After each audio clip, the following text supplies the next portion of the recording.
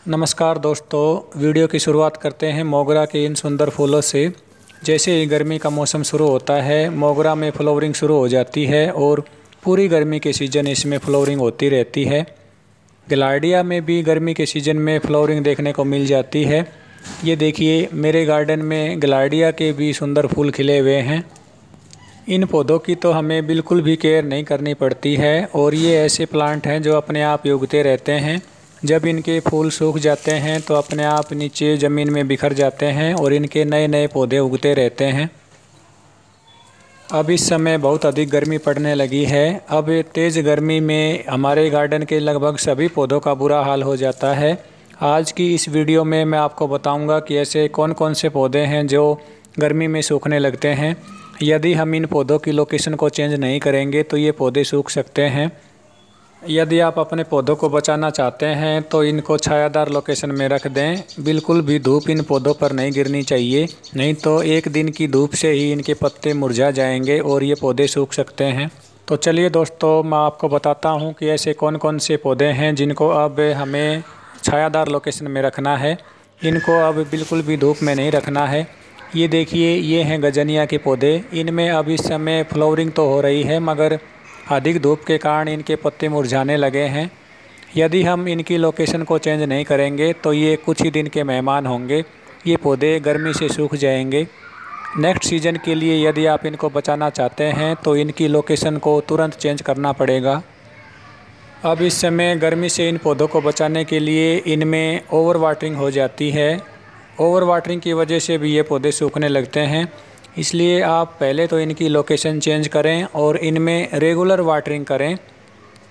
इनकी location change करके शाम के समय ही आप इनमें पानी डालिए और पानी हर रोज़ नहीं डालना है। जब इनकी मिट्टी सूख जाए तो ही आप इनमें पानी डालें।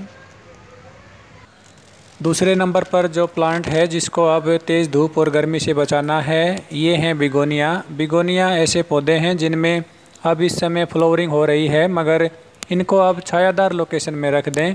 इन पौधों को अधिक सनलाइट की वैसे भी आवश्यकता नहीं होती है।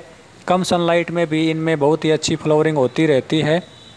केवल आप इन पौधों को अब गर्मी से बचा लें। अब गर्मी के मौसम में यदि आप इन पौधों को बचा लेते हैं तो ये पौधे नेक्स्ट सीज़न के लिए भी बच जाते हैं। इस प्रकार ये पौधे हमारे गार्डन में कई सालों तक रह सकते हैं। नेक्स्ट जो प्लांट है उसका नाम है बेबी सनरोज़। इस प्लांट को भी अब गर्मी से बचा के रखना है।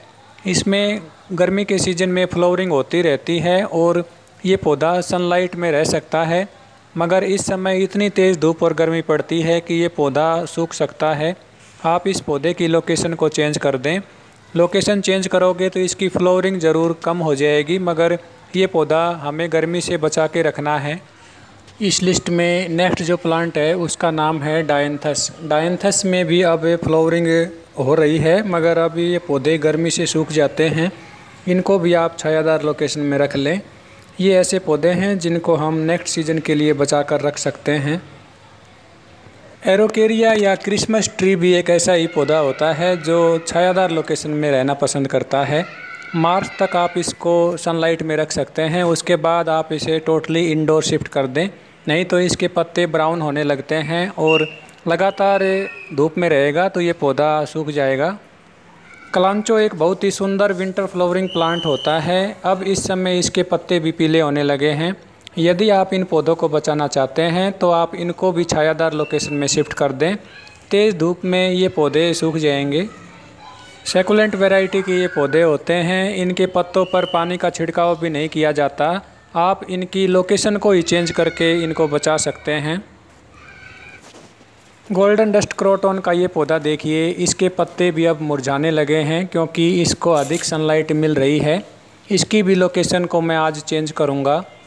क्रोटॉन की कोई भी वैरायटी हो, अधिक सनलाइट में इनको नहीं रखा जाता। 1-2 घंटे की सनलाइट में ये पौधे रह जाते हैं। अधिक सनलाइट में इनके पत्ते भी ब्राउन होने लगते हैं। गर्मी से इन पौधों को बचाने के लिए इनके पत्तों पर आप पानी का छिड़काव कर सकते हैं।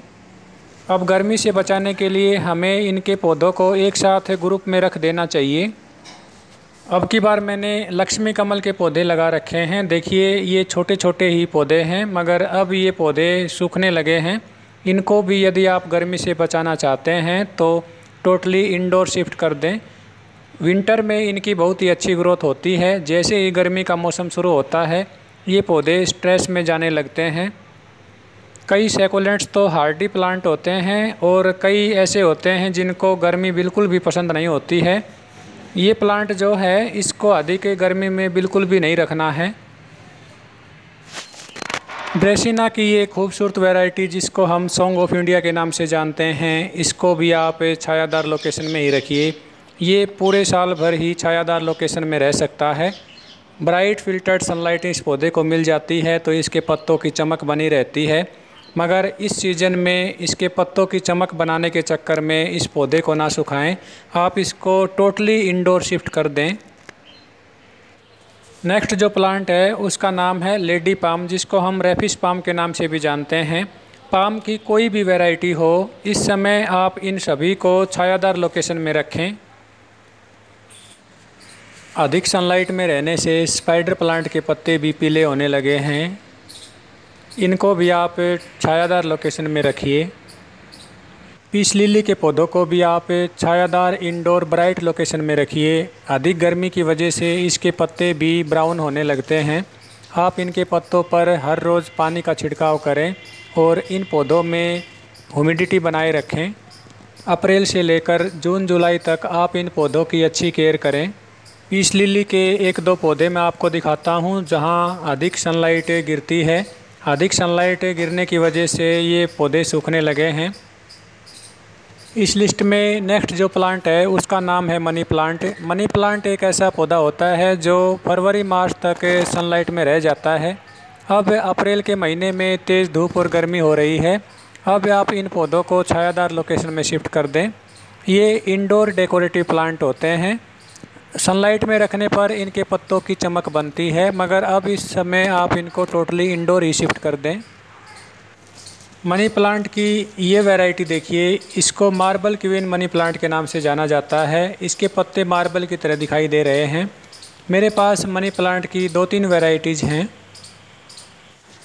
ड्रेसिना की कई वैरायटीज़ होती हैं। ये वैरायटी देखिए, ये है ड्रेसिना महात्मा, जिसको हम ड्रेसिना कॉर्डिलाइन के नाम से भी जानते हैं। इस प्लांट को भी आप छायादार लोकेशन में ही रखिए। इसके पत्तों की चमक सनलाइट की वजह से ही बनती है, मगर अब इस समय आप इसे टोटली इंडोर शिफ्ट कर दें। इस प्लांट को अंदर रख दीजिए। अधिक सनलाइट से इसके पत्ते भी बर्न होने लगते हैं। गर्मी में इस पौधे की देखभाल कर लें। बरसात के सीज़न में आप इसकी कटिंग भी लगा सकते हैं। कटिंग से इसके कई पौधे बनाए जा सकते हैं। कई ऐसे इंडोर प्लांट्स होते हैं जिनको फरवरी मार्च तक हम बाहर सनलाइट में रख देते हैं। उनकी अच्छी ग्रोथ होती रहती है। ये स्नेक प्लांट के पौधे देखिए। स्नेक प्लांट एक ऐसा पौधा होता है जिसको हम इंडोर और आउटडोर दोनों जगह ग्रो कर सकते हैं। अब तेज़ धूप और गर्मी से इन पौधों को बचाने के लिए टोटली इंडोर शिफ्ट कर दीजिए। इन पौधों में कम पानी दिया जाता है। यदि आपने इन पौधों को वेल ड्रेन्ड सॉइल में लगा रखा है तो अब इनका ग्रोइंग पीरियड है और गर्मी के सीज़न में आप इन पौधों में हर रोज़ पानी डाल सकते हैं।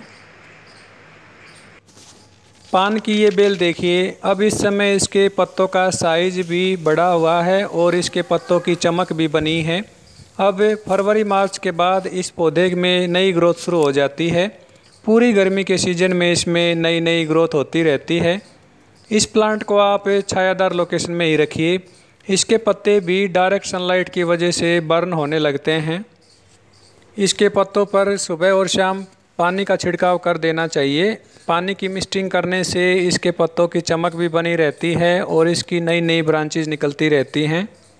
इनके पत्तों की चमक और साइज़ को बढ़ाने के लिए आप इनको ब्राइट फिल्टर्ड सनलाइट वाली लोकेशन में रखिए। ब्राइट फिल्टर्ड सनलाइट ऐसी होनी चाहिए जिसमें ह्यूमिडिटी हो। गर्मी से इस पौधे को बचाने के लिए अधिक देखभाल करनी पड़ेगी। वीडियो के लास्ट में मैं आपको वर्बिना का पौधा दिखा रहा हूँ। ये देखिए, इस पौधे की भी कई ब्रांचेस सूखने लगी हैं। इसको भी आप गर्मी में बचाने की कोशिश कीजिए। ये पौधा भी बच जाता है।